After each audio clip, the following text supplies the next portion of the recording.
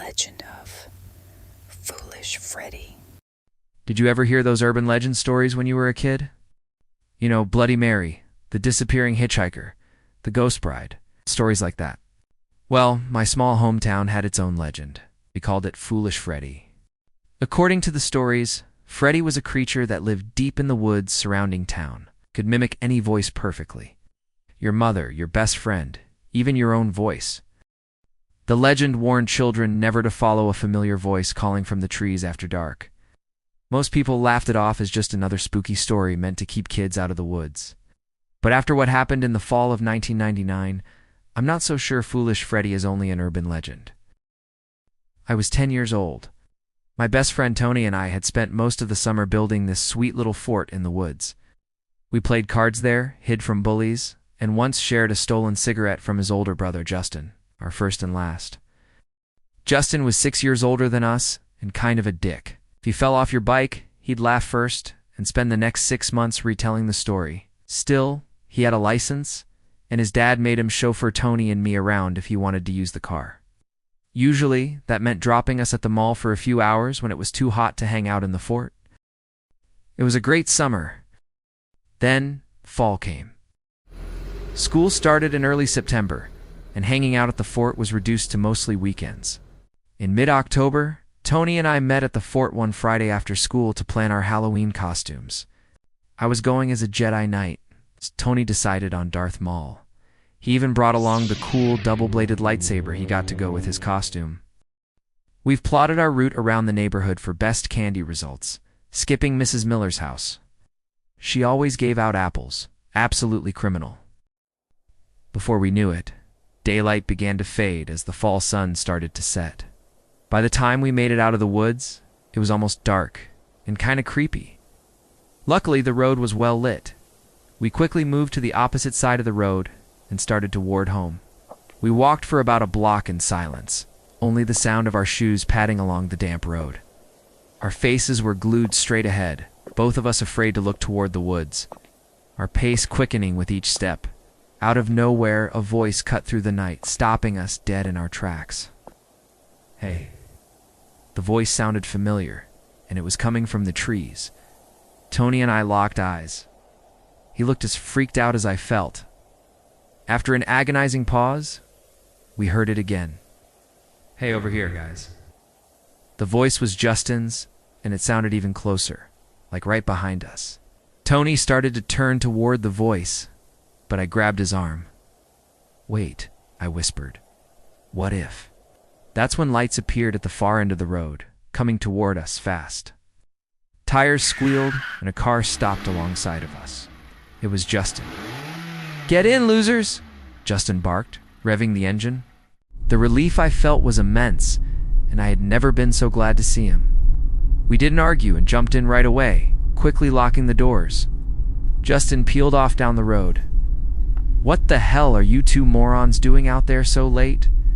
Justin said, checking the rearview mirror. We lost track of time," Tony managed to say, his voice shaking. "I have been driving around for 20 minutes looking for you. You'll be lucky if I don't tell Dad." Although Justin sounded pissed, he also sounded scared. He sighed and steadied his voice. "Just promise me you'll get home by dark from now on." Tony and I had no problem with his demands. For the next week or so, Tony and I only met at each other's houses. We'd watch TV, play on the Sega Dreamcast, or trade Pokemon cards. As the days passed, my mind focused more on candy and away from the voice in the trees.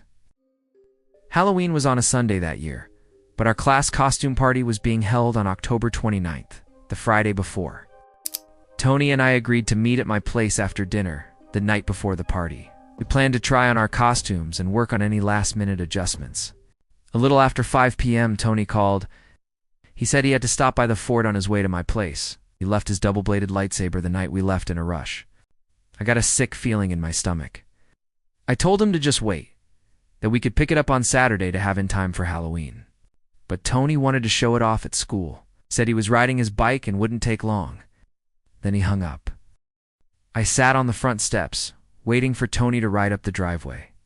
But after 30 minutes, Tony hadn't shown, and the sun was almost set.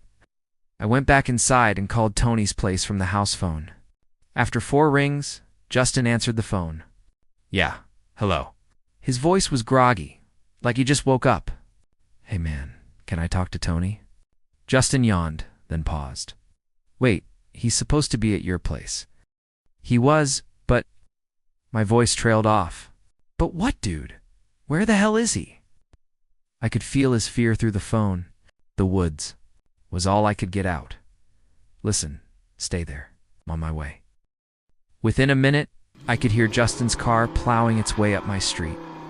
It came to a screeching halt in front of my house. I ran outside to his car and told him about Tony riding his bike to the fort. Damn it. He punched the steering wheel. I need to go find him. I ran around to the passenger door. I'm going with you. I wasn't about to abandon my best friend.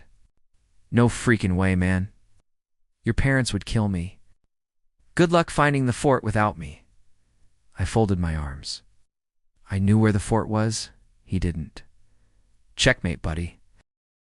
Okay, fine. He unlocked the car. Get in.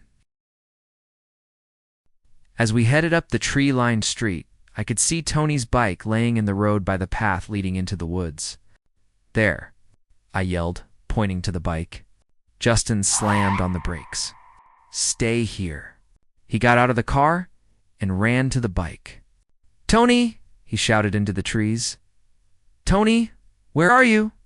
He ran back to the car, tore open the glove compartment, and grabbed a flashlight. I'm going in there. Stay here in case Tony comes back. Keep the doors locked. He got out, went to the rear of the car, and opened the trunk. I jumped out and followed him. Justin, I didn't come here to just wait in the car. Tony's my best friend. Well, he's my brother, Justin shouted. We briefly stood in silence, but a small voice startled us both. Hey, come find me. It was Tony's voice, and it seemed to be coming from all around us. Justin slowly turned toward the woods. Tony, is that you? He called. No answer. A few seconds later, the voice came again. Come and find me. Justin's face went pale. That's not him. What? That's not Tony. He shook his head. Tony would be yelling. He'd be scared. If the woods fell silent. What do we do? I asked. Justin stared into the darkness for a moment before turning back to the car. Do you have a watch? I pulled my sleeve up, revealing a digital Pokemon watch. I gave it a little tap. You better believe it. He rolled his eyes, then got deadly serious. Listen to me. We meet back here in 10 minutes, not 11, 10. He rummaged through his trunk, producing a baseball bat and a crowbar. If I find Tony, we'll run back to the car and blast the horn. You need to get back to the car as fast as you can. He handed me the bat, took it with unsteady hands. Yeah, but what if? He cut me off and faced me. Now, if you find Tony first, promise me you'll grab him and run. Don't wait for me. Just run. He gripped my shoulder and looked me in the eyes. No matter what you hear after this point, don't listen to it, and for God's sake, don't answer it. Just swear to me you'll get Tony home. All I could do was nod. 10 minutes, or you hear the horn. That's it. Got it? He shut the trunk. Got it. I straightened up and clenched the bat tighter. Right. Let's go get Tony. Justin gave me the flashlight, and I took the trail going toward the fort. Justin took the trail in the opposite direction. I had been to the fort many times. I could probably get there with my eyes closed. But that night, the woods looked wrong. And walking alone in that darkness was the most scared I've ever been in my life. Within 3 minutes, I was at the fort, searching for Tony. Tony, I whispered, are you in there? There was movement from inside the fort, followed by a whimper. I held my breath. Tony. More whimpering. I climbed inside the fort. A lantern was lit in the corner, giving off a low glow. Then, I noticed something in the opposite corner. It was a dark figure, and it was starting to move. I almost turned and ran, but Tony emerged from the shadows with tears streaking down his face. Is it really you? Tony asked, wiping the tears with his sleeve. The voices, they were everywhere. Tony, listen to me. We need to get out of here now. We're running out of time. Tony and I burst out of the fort and into the trees, making a mad dash for the street. Strange, muffled whispers followed us, beckoned us. Finally, the streetlights came into view. Once out of the woods, we stopped by the car to catch our breath. Tony peered into the car. "Where's Justin?" he asked, gasping for air. "He'll be fine. Let's go," I urged. "He'll meet us at your place." But Tony wouldn't budge. No, not without Justin. That's when I had an idea. I opened the driver door and started blasting the horn, hitting it over and over. I stared at the woods, waiting, hoping. I didn't want to leave him behind. It just wasn't right. Then, sticks began to snap and crunch with fast footsteps headed our direction. Justin came through the opening, running at full speed. When he spotted us, he sped toward the car. "Let's get out of here," he shouted. I slid into the passenger seat, and Tony got in the back. Justin slipped the car into gear and peeled out, leaving black smoke and tire tracks. "I thought I told you to get him out of here," Justin said when we were finally far enough away. "I did," I rebutted. "But what's so wrong with all of us getting out of there?" He smiled. "Thanks, man." By the time we got to my place, Tony had fallen asleep in the back, and I didn't want to wake him. "Tell Tony I'll see him at school tomorrow." I opened the car door. "I will." Then Justin paused. "You did good out there, kid. It's a real hero in my book." "You were pretty badass yourself." I shut the car door and walked up the driveway as Justin pulled away toward home. After all the excitement, I was exhausted. I just wanted something to eat and to chill on the couch until my parents got home. Unfortunately, the excitement wasn't over yet. When I entered the house, I couldn't believe my eyes. Tony was standing in the middle of my living room, wearing a black Darth Maul robe and spinning his double-sided lightsaber over his head. I was stunned. He saw me and stopped. "Finally, where have you been?" "I have been waiting for like 20 minutes. He plopped down on the couch. "Sitting in your house without you here is kind of weird." "But you went to the woods," I stammered. "Well, yeah. How do you think I got this?" He held up the lightsaber. "I got out of there just before sunset. It was getting creepy.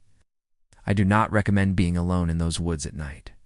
I was so confused. How could this be? Suddenly, I could hear Justin's car roaring back up the driveway. Within seconds, he was pounding on my front door. I opened the door. Justin was pacing back and forth. He's gone. I got home, opened the car door, and he was just gone. "What the hell's going on, man?" "I think you need to see this." I stepped aside, revealing a very confused Tony. "Can one of you tell me what the heck is going on?" Tony exclaimed. Justin ran into the house and hugged Tony. "But the woods. And your bike." "Oh yeah, my bike.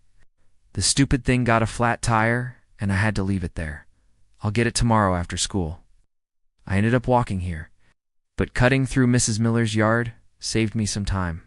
Justin and I looked at each other and started laughing. "You're going to want to sit down for this one, little brother? I have a lot to tell you." That night, we vowed never to tell another soul, unable to understand it ourselves. Who'd believe us anyway? On Halloween night, Justin came trick-or-treating with us, claiming their father insisted, but I knew he wanted to be there. "Looks like I'm hanging out with you two turds tonight. It's in dibs on the Reese's. It's my service fee," he said, holding a flashlight. "Let's go." To be honest, I was glad he came along. By the end of the night, we had our biggest candy haul to date. As we passed my Mrs. Miller's house at the end of the street, a voice came from the trees beside Mrs. Miller's yard. "Hey." But this time, we just kept walking.